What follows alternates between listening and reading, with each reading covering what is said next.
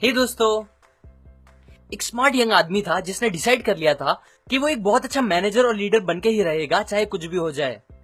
क्योंकि उसे ये बात समझ में आ गई थी कि लाइफ में खुशी से आगे बढ़ते रहने के लिए उसमें मैनेजमेंट और लीडरशिप स्किल्स का होना बहुत जरूरी है। बिकॉज अगर हमें कुछ भी बड़ा करना है तो उसके लिए हमें दूसरों की हेल्प लगेगी ही, कभी ना कभी लोगों से डील करना ही पड़ेगा। और अगर इन स्किल्स में हम पीछे रह गए तो हमारे ज्यादा आगे बढ़ने के चांस भी कम हो जाएंगे।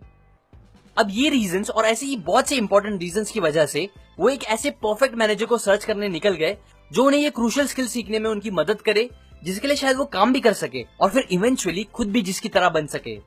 सो फॉर दिस वो लिटरली एक कंपनी से दूसरी कंपनी घूमने लगे। बड़ी से बड़ी, छोटी से छोटी हर कंपनी के मैनेजर से वो मिलने लगे और उन सबके इंटरव्यूज लेने लगे। वो अलग अलग शहर गए, यहाँ तक कि अलग अलग कंट्रीज भी गए उन परफेक्ट मैनेजर्स की तलाश में। लेकिन अनफॉर्चुनेटली उन्हें एक भी ऐसा मैनेजर नहीं मिला जो सच में एकदम इफेक्टिव था और जो उनके हिसाब से परफेक्ट था। जितने भी मैनेजर से वो यंग आदमी मिले और जिनके इंटरव्यूज लिए, वो सारे के सारे मैनेजर्स बस दो टाइप्स में से ही एक निकलते थे।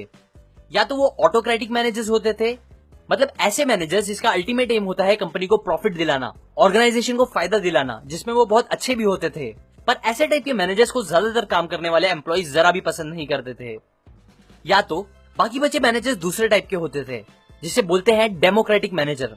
मतलब ऐसे मैनेजर जो कंपनी के लोगों के बारे में पहले सोचते हैं, कंपनी के बारे में बाद में। ये मैनेजर सपोर्टिव होते हैं, जिन्हें ज्यादातर काम करने वाले बहुत पसंद करते हैं। अब ये दोनों टाइप के मैनेजर्स ठीक तो होते हैं, बट दोनों में कुछ बड़ी प्रॉब्लम्स भी है। एग्जाम्पल, जो ऑटोक्रेटिक मैनेजर होते हैं वो कंपनी को रिजल्ट तो जरूर दिलाते हैं, पर रिजल्ट्स दिलाने के चक्कर में ऐसे मैनेजर्स कभी अपनी टीम के मेंबर्स को, कंपनी के एम्प्लॉयज को कभी खुश नहीं रख पाते। जबकि दूसरी तरफ डेमोक्रेटिक मैनेजर्स अपने लोगों को खुश तो जरूर रख पाते हैं, पर कंपनी को जो डिजायर्ड रिजल्ट्स चाहिए और प्रॉफिट चाहिए वो नहीं दिला पाते।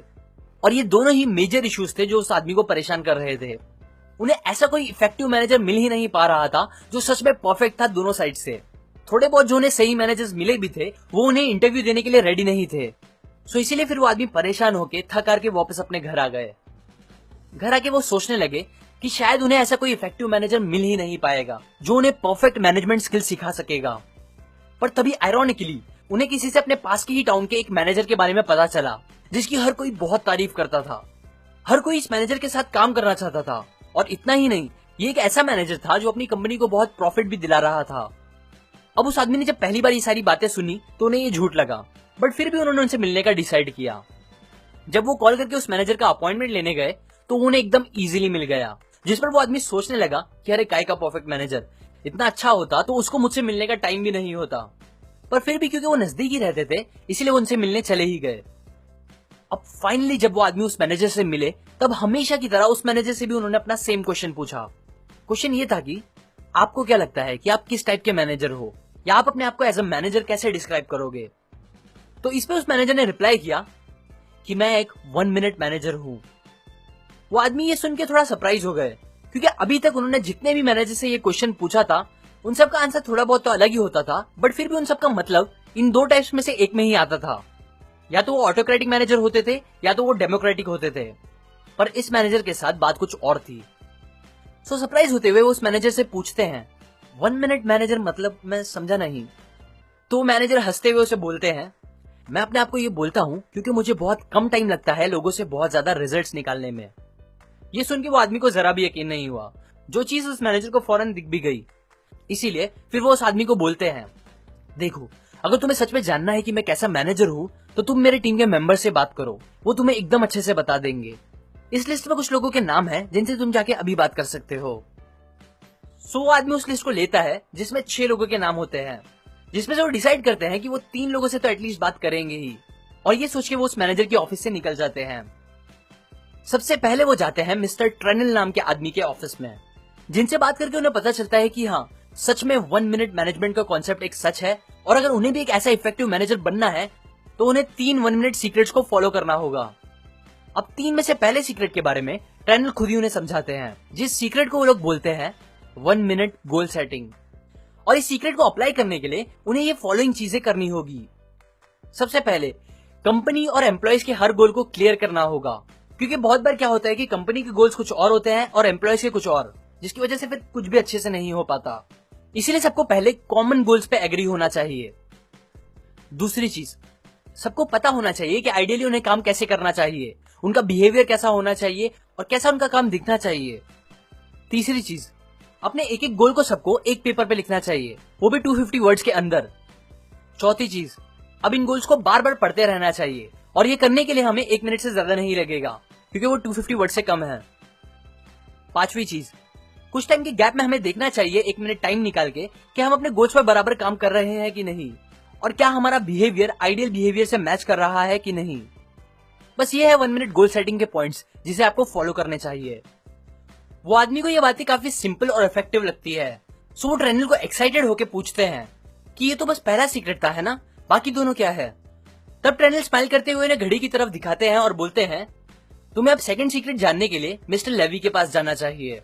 वैसे भी तुम्हें एटलीस्ट 3 लोगों से तो मिलना ही है, राइट? सो क्यों ना तुम उनसे जाके पूछो। इस पे वो आदमी स्माइल करता है और फिर पूरी एनर्जी के साथ लेवी के ऑफिस जाने लगता है। अब लेवी से मिलने के बाद अगेन उन्हें ये बात कंफर्म होती है कि हाँ, 1 मिनट मैनेजमेंट की बात एकदम सच है और वो खुद इससे बहुत खुश है। सो वो आदमी फिर लेवी को बताता है कि उन्हें 1 मिनट गोल सेटिंग का तो पता है पर दूसरा सीक्रेट क्या है उन्हें नहीं पता। सो तब लेवी उन्हें समझाना स्टार्ट करते हैं सेकंड सीक्रेट के बारे में, जिसे बोलते हैं 1 मिनट प्रेजिंग। और इसे फॉलो करके 1 मिनट मैनेजर बनने के लिए लेवी उन्हें ये सारी चीजें करने बोलते हैं। पहला, अपने मेंबर्स को पहले से बोल के रखो कि आप उन्हें सच्चा फीडबैक दोगे उनके काम के लिए। दूसरा, लोगों को उनके अच्छे काम के लिए फौरन उनकी तारीफ करो, क्योंकि मोस्टली प्रॉब्लम ये होती है कि लोग दूसरों की बुराई के लिए तो उन्हें फौरन क्रिटिसाइज करते हैं बट अच्छे कामों के लिए फौरन तारीफ नहीं करते, जिससे लोगों को काम करने इतना मजा नहीं आ पाता और वो अच्छे से काम भी नहीं करते। सो इसीलिए ऑलवेज प्रेज इमीडिएटली।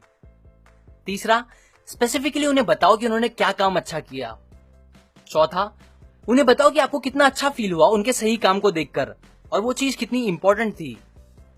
पांचवा, थोड़े सेकंड्स के लिए चुप रहो ताकि वो भी आपकी फीलिंग्स को फील कर सके। छठा, उन्हें वो सही काम करने के लिए और एनकरेज करो।